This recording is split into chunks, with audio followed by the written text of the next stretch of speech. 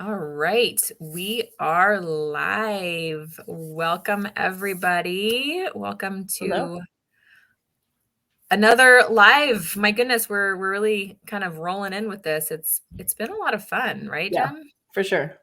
For sure. Yeah, I'm enjoying we've it. we It's fun. have, and it's been an interesting space for us to kind of play around in a little bit, hmm and hmm also really just get to be ourselves. So, um, today we're kicking off the Our Brave Story series, which is so exciting and something Jen and I have talked about for a while now, and had sort of different variations of what that could look like. We also thought, you know what, we sort of jumped in first LinkedIn Live series, and now Facebook Live. Without really introducing ourselves and Yeah. what we do and what we share with the world. So thought we'd go back and start at the beginning a little bit today, um, but also as a piece of that, with this series, this Our Brave Stories piece, this is where we definitely want to bring others into the conversation to be able to share their stories. So for us, this is really the first putting our toe in the water by doing the work first and hmm sharing what this can kind of look like, and then being able to share that space with others. So just really excited to kind of share what that is and what that looks like for Jalen Consulting Group, and then invite others to share with us as well. So I will just first and foremost, I'm going to pass it over to Jen, because really, as much as I play such a big role in JLCG, and I recognize that, and all of that, this really started with you. And I'm grateful to be here with you because of that. Oh, we have someone saying hello. Hi. Hello. A LinkedIn user. It doesn't say who. I'm so sad, but welcome, and so glad to have folks with us here today. And also anyone who's coming in for the recording afterwards. Just welcome, and glad you're here. So so with that, we're kind of structuring this one to storytell and practice that storytelling that we talked about a couple weeks ago, but also to kind of help guide through, where people are at, what they're sharing with this world, and what that looks like for the future. So, our first sort of part of that question is, we're talking about so Jalen Consulting, but we're really talking about here is this brave human leadership. Hey, Dina. Sorry. So we're talking about brave human leadership. So Jen, where did brave human leadership start? Oof. How far back are we going here? Yeah, right. Um, True. so let me kind of give a little bit of a backdrop first to go into this so that it makes sense. Because it may or may not make sense how I share this, but I want this to kind of have a starting point. So I'm going to give you this. By as many of you might know, and if you don't, my master's degree is in sports and human performance psychology. And I have worked with professional athletes, I've worked with little kids, I've worked with everything in between. And what I found to be true was that it was all the same stuff. And by that I mean it was about I call it how we human. It Mm, was about how we show up every day. It was about confidence. It was about perfectionism. It was about how we view failure. All of these different things that come up in a given day. You don't have to be an athlete to actually have these things that you're carrying with you every day that you struggle with, or maybe you're really good at, or mhm. somewhere in between, right?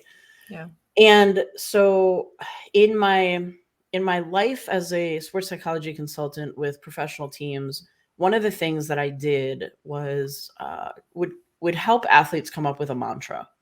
And usually one team in particular, I used to do this specifically prior to game. And they would we would I would show up with on a piece of paper. It was just printed out on a piece of paper, and it was a 5-word mantra, whatever it was for that day, and I would change it up every day. And I put it on the wall right before they left the locker room to go out onto the field.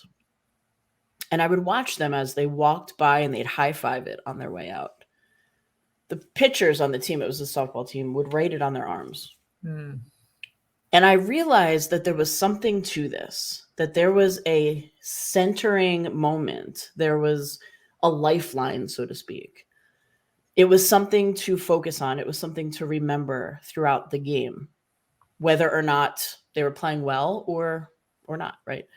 And so what I realized from that was there are ways that we can train our minds and therefore our bodies to respond to our minds that I think a lot of times we don't tap into enough.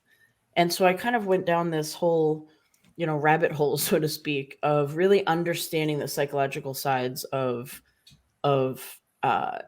how we talk to ourselves and that inner chatter, we call it in the sports psychology world, and what that looks like when we show up well and what it's looking like when we're not.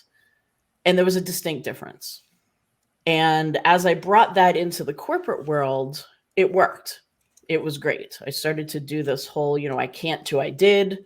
It was a 5 C's, all of these different things that I worked on and brought as really more inspirational, motivational to companies. People ate it up. They loved it. It was great. And then I started to see how it went a little bit deeper. Mm-hmm. And I started working with companies from a standpoint of, there's a lot going on around us, right? So we can conquer that inner chatter. We can find ways to do that. But what happens when the outside world starts to crumble around us? Mm. And what happens if we're in a toxic work environment? What happens if we have a leader who really doesn't lead? And I saw that in the sports world as well, right? I mean, that shows up on teams often. Yeah. And so I started to study that and I started to pay attention to that. And I thought, okay, so what if we could teach people how to create that culture and to create leaders who can sustain that culture that you want, right? And so one night, as it happens, I was literally asleep and I woke up in the middle of the night and I wrote down, I used to have a piece of paper and a pen next to my bed, literally, not even like my phone. It was a piece of paper and a pen. Yeah, right. I was old school. And I wrote down the word brave. Mm. And I remember making notes next to the letters. And I think I wrote down like 4 of the 5. And I literally went back to sleep. I woke up the next morning. I didn't remember doing that. It was literally on my bedside. I'm like, what is this? This is genius. This is amazing. Where did this come from? And I realized it was a subconscious moment of my brain tapping into all of those things that I have been talking about every single day, because that's how the brain works, right? So it was kind of like watching what I'm studying and what I'm talking about in real life. Right. So from there, B.R.A.V.E became kind of a framework as, to which I would utilize that process. And then I started to get deeper into what is brave, what is, belonging, resilience, authenticity, vulnerability, empathy. As we were approaching, and this is pre-pandemic, approaching my last TEDx talk, which was in, interestingly enough, November of 2019, few So months wild. before the world fell apart, right? I had no idea, obviously. People are like, did you have a crystal ball? Like, no, I did not. But I was studying loneliness in the workplace. Mm. And that TEDx talk was really about how community and connection will save us. Yeah. And then all of a sudden, a few months later, we're being asked to purposefully disconnect, right? And to grow further apart. And I thought, ooh, this is not going to be good. And so I feel like that's really when this went into, high focus and high gear, because I knew that this is what is needed today. This is the only way that we can lead from here, is to lead in this way. Absolutely. And the piece of that too, I mean, if you don't know Jen in 5 words, these 5 words, or any 5 of anything, you will definitely find that along the lines as we go through all these LinkedIn lives. But it's so incredibly important and powerful. And I'm so grateful to have even started to learn and really understand the impact of what that can be. Um, you talked about where this came from. There's always when you have entrepreneurs, when you have people who are creating things like this for the world, there it goes kind of back to that why, right? And what it really means to you. What does it mean to you, really and truly, to bring this into the world? Like, what is it that is so important to you about getting this message out and about sharing the way that we can change really the way we lead whether it's in the corporate world or in our homes. Like, what is it about this that is so incredibly important to you that that this needs to be shared? Um, it's so hard to put this into one thing, but I'm going to tell a quick story. Yeah. And it's a story that has been repeated over time. I've seen this come up in different spaces, different ages, different scenarios, but I want to tell this one story because I think it's so important to get it right early on, right? Mm-hmm. So every year I would speak up in the up north in Pennsylvania, way up in Williamsport, which is where the Little League World Series happens. And every year I would do this summer program called Pennsylvania Free Enterprise Week. And basically it's a outstanding program for juniors and seniors in high school to come together to almost create their own kind of companies for that week, where there's a president and there's a board and there's all of these different roles that they play, and they get to learn how to speak, use their voice. They get to learn how business really works, how to create a product, how to be creative, how to work together as a team, how to meet deadlines. Then they have to do a pitch competition at the end. It's a phenomenal program. Even if you're not thinking about going into business, it's just to learn how to do these things. These are skills that are so critically important.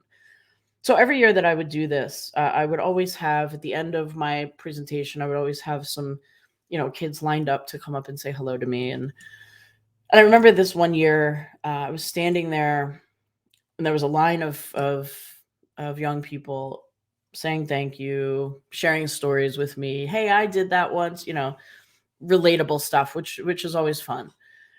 And I remember getting to the end, and I could see this girl who was kind of at the end of the line, a little off of the line, not too close. And we were getting to her turn, and her head was down. And I realized that she was crying. I saw the tears hitting the tops of her shoes. And I remember standing there looking at her, and I said, "Hi, I'm Jen." And she slowly picked her head up and looked at me, and she said, "I'm Annie."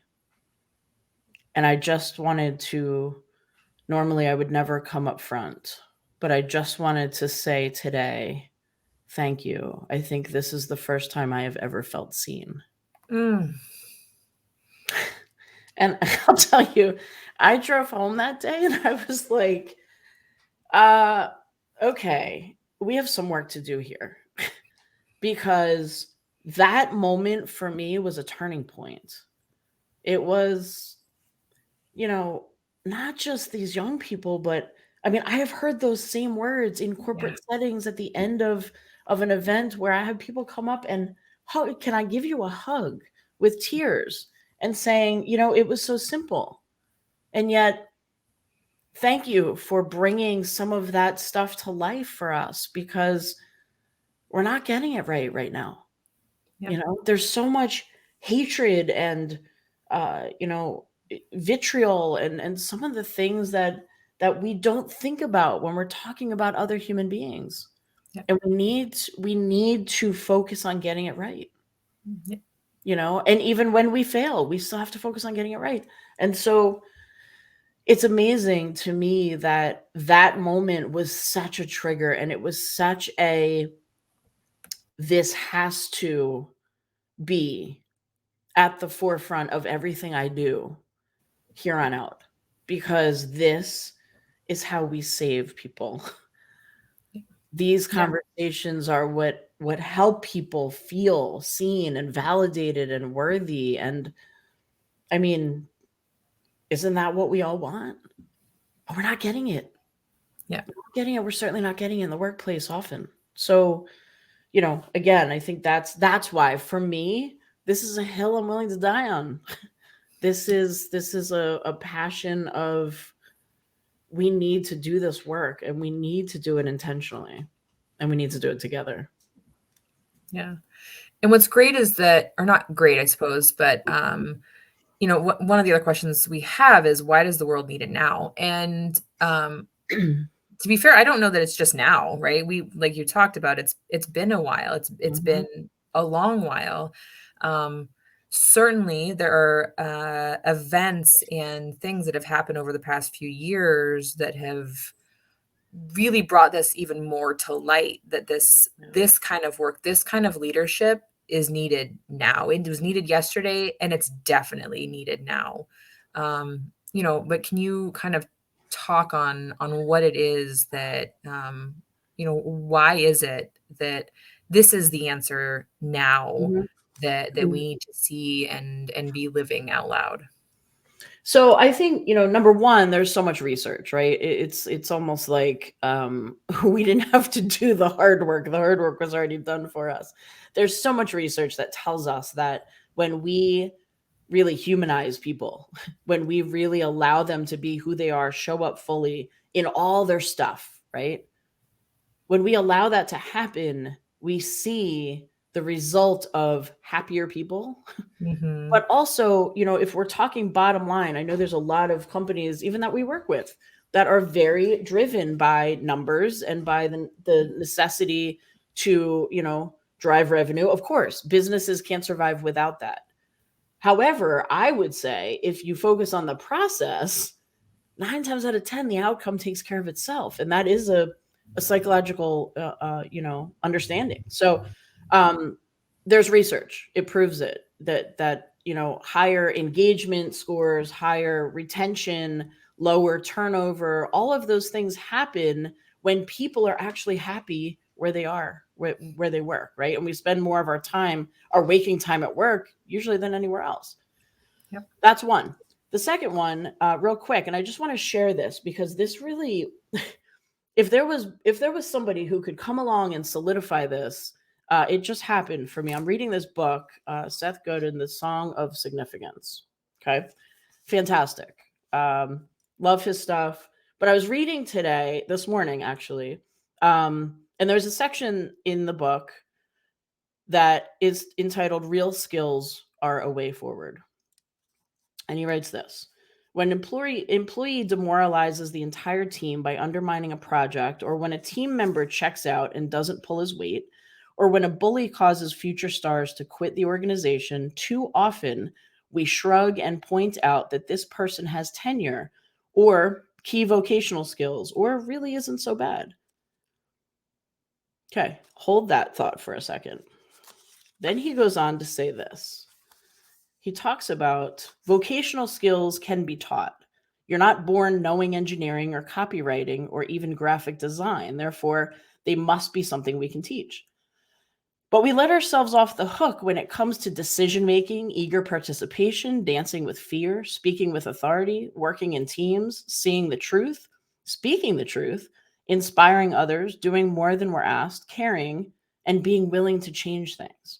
We underinvest in this training, fearful that these things are innate and can't be taught.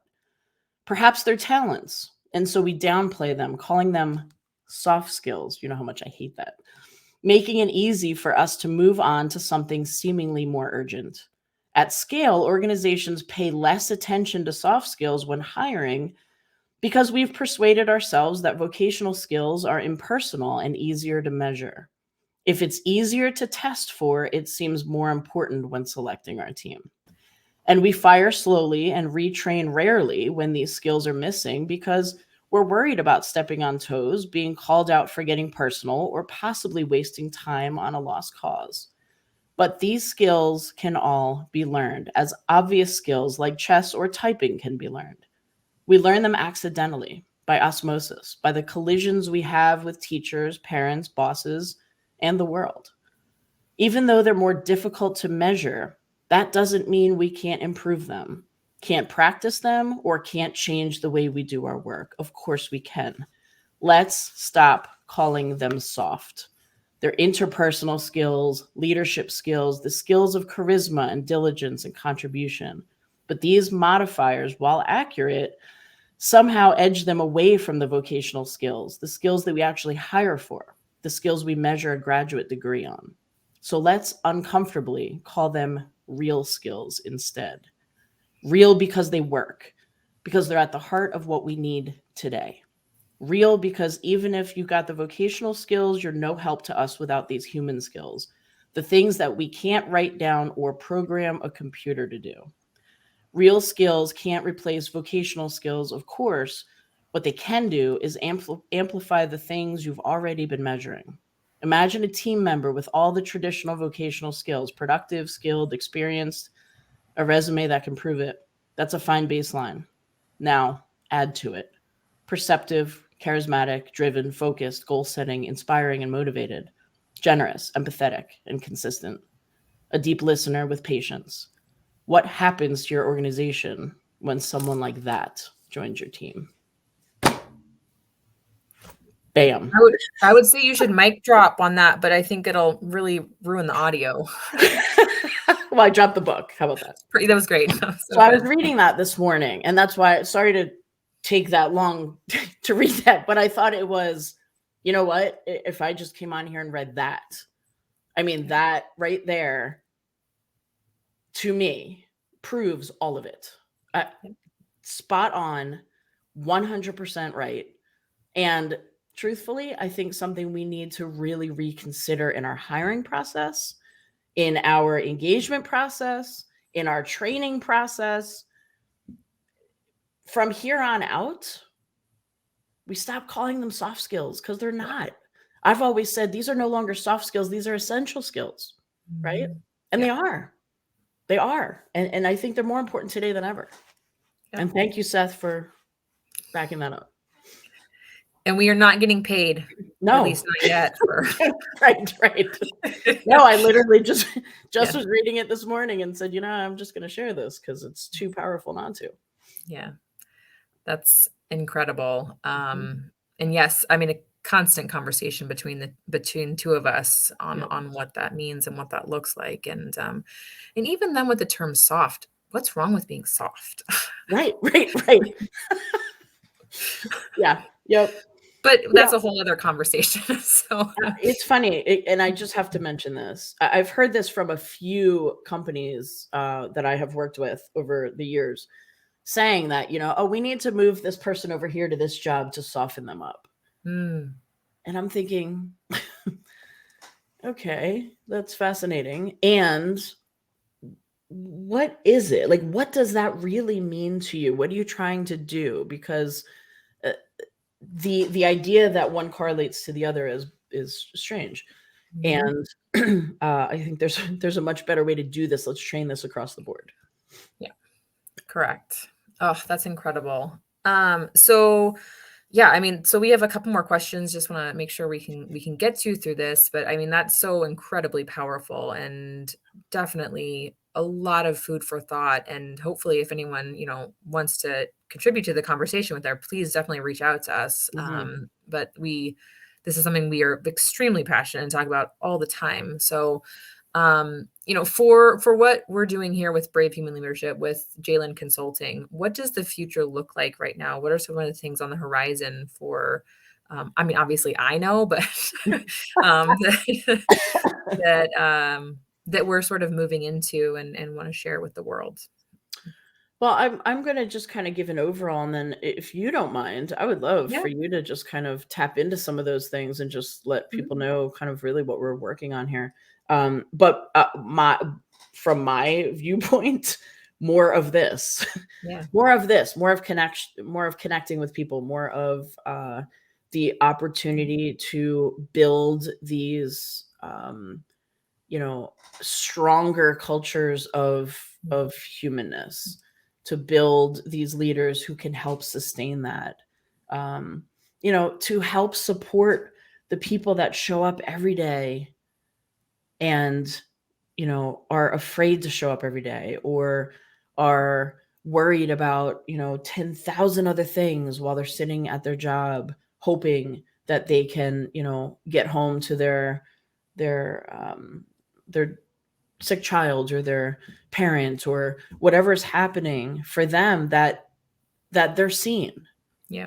And that they're recognized, that you don't just walk into somewhere and become someone else, that you are a whole person. And we want to develop programming and opportunities to help people to build these skills that we're talking about.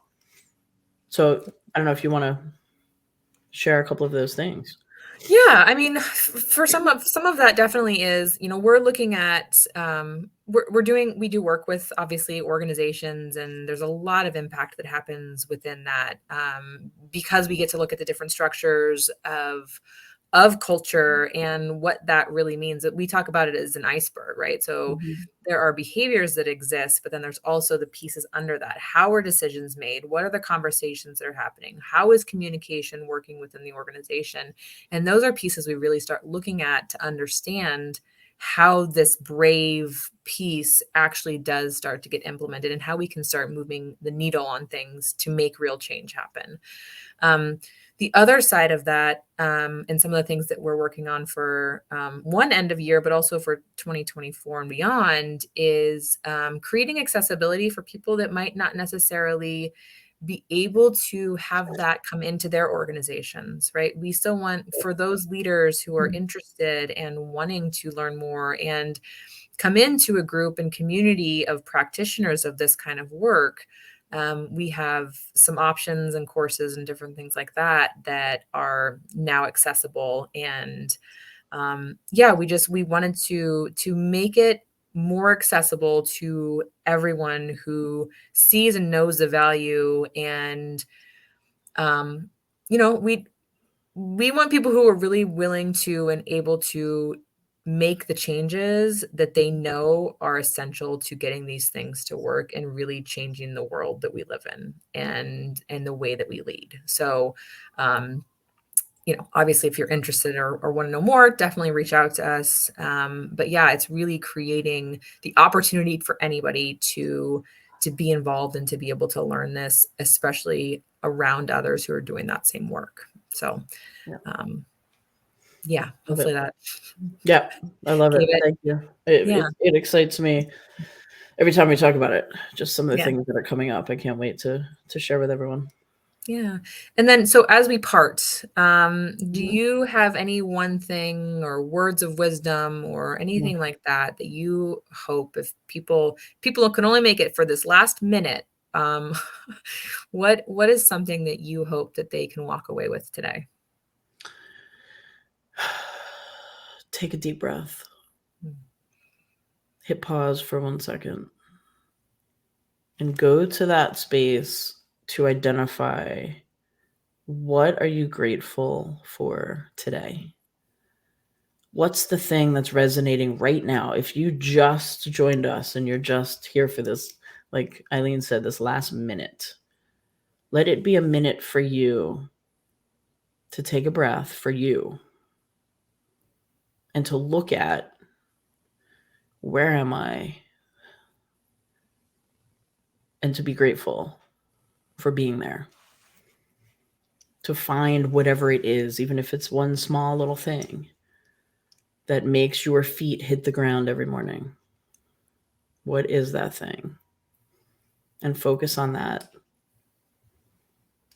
And hopefully you will bring that light with you into the world as you, after this minute, go back to whatever you were doing. I think that's how we all get brighter and we all get better. That's what was on my heart just now. So that's where we are. So good. Well, thank you for sharing that. And again, for those who would also like to share their stories and where they are and what they're sharing with the world, we invite you to reach out and let us know, and we'll help prep you for sharing your brave story. And just want to wish everyone a great Thursday. And thank you so much for being here with us. And we look forward to seeing you next week. See you soon. Take care.